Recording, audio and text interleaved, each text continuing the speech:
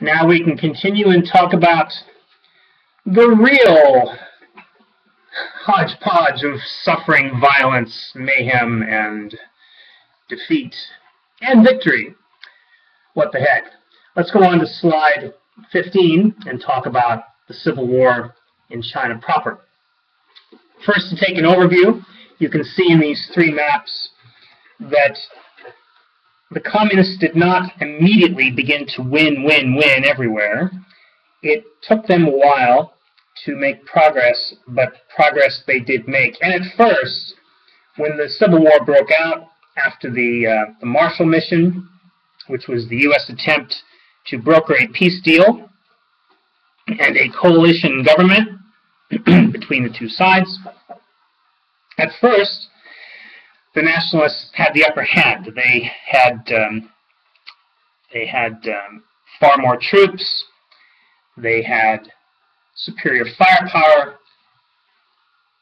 They had a superior air force, and they had the only navy in town.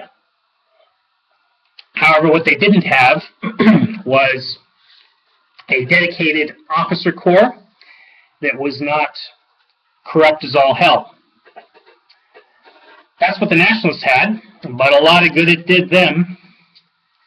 It took about a year, and then things started to go to hell. I'm not going to read all this to you because it's a summary. We can get into a little bit of detail here as we go into slide 16. So, the first thing that happened once Japan was near defeat was that, in accordance with the Yalta Agreement, earlier in the year, the Russians intervened and declared war on Japan finally, after all that time, and started to invade Manchuria. They did not try to invade other parts of the country. They already controlled Mongolia. And it was pretty much a walkover, and this is a very interesting point. The Russians had defeated the Germans in the West in May. They needed to keep troops in Eastern Europe to occupy their new sphere of influence, their new buffer against the West. But they had 2 full months to take troops from the West and ship them out along that red line you see there to the Far East, to the Russian Far East, to go to war against Japan. They knew they were going to do it. They needed time to do it, and it was not really part of the Allied timing with the dropping, the American timing with the dropping of the atom bombs, waiting for the Russians or anything like that, but that's ultimately the way it panned out. So, it was a walkover, and it's interesting that there had been military clashes between the Japanese and the Russians on and off between 1942 and 1945, and each time these clashes occurred, the Russians wiped the Japanese, wiped the floor with the Japanese. The Japanese always lost every time they came up against the Russians. And the reason for this was same old thing, fire and maneuver. The Russians had, as part of their armed forces, they equipped their divisions. They didn't equip their divisions with artillery. They had artillery divisions that would support ground assaults. In other words, they brought far more firepower onto the battlefield in a mobilized way than the Japanese ever could, and so as the Japanese came up against them, they simply died in large numbers. This is a real simplification, but it gives you a taste of the problem for Japan. And of course, at this point, the emperor was getting ready in September. He finally issued his surrender announcement. Actually, that came before then, I'm sorry, in August. So on the 15th of August, he issued his surrender announcement. So with that, there was an uneven surrender of Japanese units because, again, it was only radio that they had to receive these communications. So it was an imperfect process, but it happened. And what were the Russians after? They wanted to get back into Port Arthur because of their continuing struggle to get ice-free seaports. That's why they were there in the first place in the late 19th century. Port Arthur, again, is down there. It's not shown on this map. It's not clearly outlined, but you can see where Korea is. You can see the letter K of Korea on that map. If you go straight to the west from that letter K of Korea on your way to Beijing, you run across that peninsula there. That's the Liaodong Peninsula, and Dalian and Port Arthur are there at the bottom of that peninsula, and that's what the Russians wanted. They wanted control of that port, and they wanted control of the railway lines that led from Russia to that port. And they got it. They told the Chinese communists that that's what they wanted, and there was no argument, because that's the way things were. Going on to slide 17. The Marshall Mission began as a U.S. effort basically to stop a communist victory in China and support an old ally. The problem in the background was that the Americans were very upset with Chiang Kaishek for the corruption of his government, for the difficulties he gave them in the last 3 years of World War II. They had no sympathy for the massive casualties taken by the nationalists. They considered at one point the American ambassador who preceded Ambassador Hurley, who was on post at this time, actually recommended that they abandon the KMT government and flush it down the toilet. These were the actual words he used. I'm not sure which diplomatic school he went to. Anyway, they were upset with Chiang Kai-shek. They were only willing to support him to a certain extent. In 1946, President Truman twice told Chiang Kai-shek that any continued American aid required a peace settlement. This is information that Marshall let out to Zhou Enlai. And it clearly indicated that the negotiating advantage was on the communist side.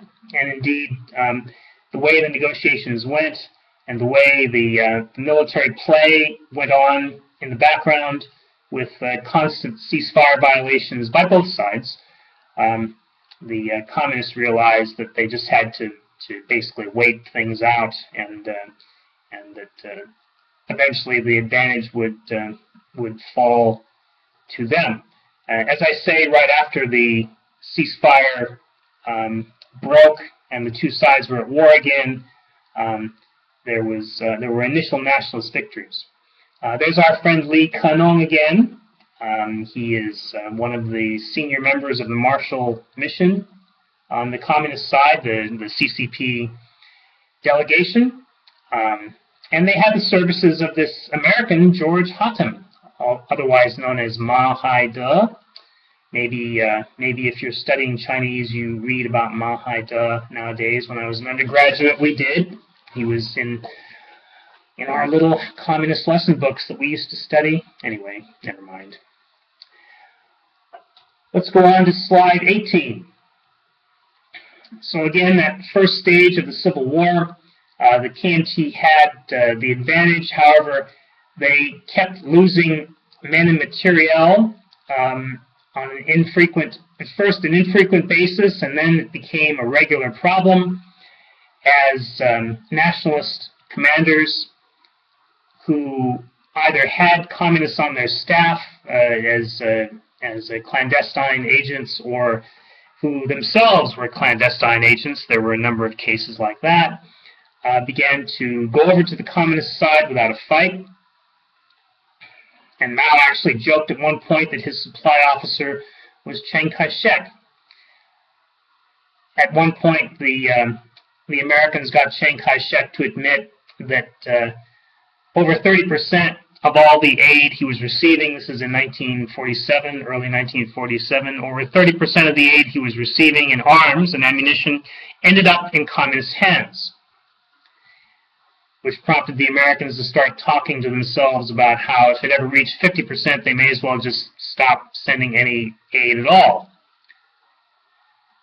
As time went on, by mid-1947, late 1947, it became apparent that eventually the communists would win, and this caused a lot of people, according to the literature on the subject from China anyway, this caused, and from Taiwan, I have to add, the Chinese language literature on this subject, there were increasing numbers of nationalist officials who went over to the communist side in secret. Going on to slide 19. The CCP's advantages, where they started off in the northeast, in Manchuria, were substantial. The nationalists were just not up there at all. The communists had established underground and intelligence organizations all over Manchuria. It was solidly red to begin with. And all around eastern China, the communists had also established in the countryside, outside of the main cities, outside of the main transportation lines, they had also established underground governments, and those were working feverishly as the war began in 1947, in January 1947. Of course, Manchuria borders Russia. There were unhindered supply lines. And although it would seem like the last place in China that Chiang Kai-shek should commit substantial forces, he did so. He basically played into the hands of the communist strategy, which was to surround the cities and eventually starve them to death. He had the Americans who cooperated with him ferry large numbers of troops up to the two main cities, Harbin and Shenyang, then known as Mukden, and they were eventually surrounded and defeated. As 1947 went into 1948, Chiang Kai-shek was trying to hold on to Shanghai and Nanjing at all costs. He wanted to stop the communists before they got to the Yangtze River, which again runs from the west to the east, right through the middle of the country. It's a huge body of water. He wanted to make sure that they never got south of that, and they could be stopped, if possible, before they reached the place. He put, this is sort of a micro study in the problems of the KMT here. If you look at Shanghai, he put his son, his only natural-born son, he had another adopted son as well. He put his son, Jiang Jingguo, in charge of the Shanghai city government, who was known to be incorruptible, who worked from 6 a.m. to midnight every day, 7 days a week, and put a lot of energy into it until he was an old man, until he was long after he succeeded his father in Taiwan. He was a tremendous worker, very smart guy, incorruptible, and always had the big picture in mind, one can say, from reviewing the data on him. He did his best to eliminate corruption. However, it was basically too big for him. And one of his friends accused him of swatting only flies without beating the tigers. And this man became so frustrated that he later volunteered to be a clandestine agent of CCP intelligence. They tried to initiate a gold yuan reform to stop the hyperinflation that was developing. On slide 21 there, you can see a picture, very famous picture by, what is that photographer's name? Henry Cartier-Bresson or something like that.